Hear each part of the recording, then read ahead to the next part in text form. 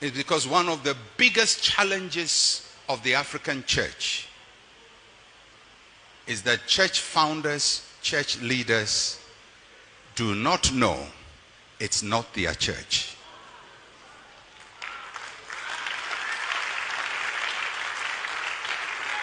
They don't know. They will say, I sweated, I work hard, I sow seed. When I heard the call, where were you? But when you didn't hear the call, where were you? That's the bigger question. When you were not called, where were you? The one who calls you is the same one who calls the members. We are all the called.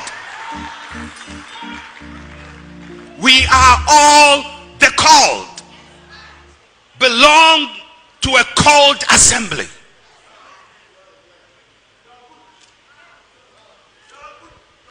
Pastors, the church is not yours. I'll say it again. Maybe you didn't hear the first time. Pastors, the church is not yours. Mensa Otabil, the church is not yours. And the people are not yours. The one who calls you calls them.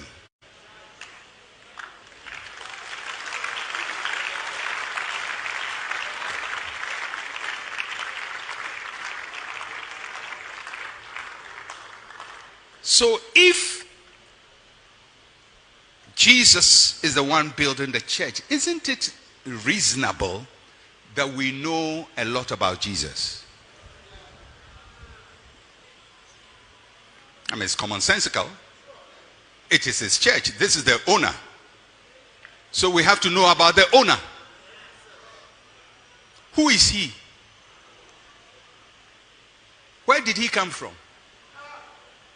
Where is he going? What does he like? What does he not like?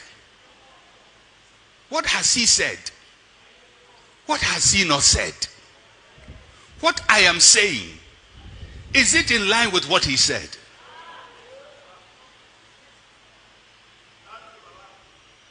Because if we can't answer those questions, then we have assumed, like Israel did, it is God's kahal, but Saul thinks it is his.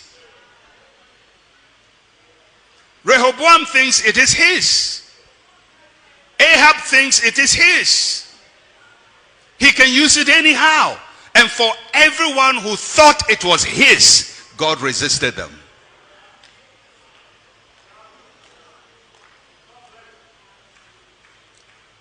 Africa is the center of Christianity now. We must cleanse the African church and ensure that the African church can be a good custodian of the mysteries of Christ for the next generation.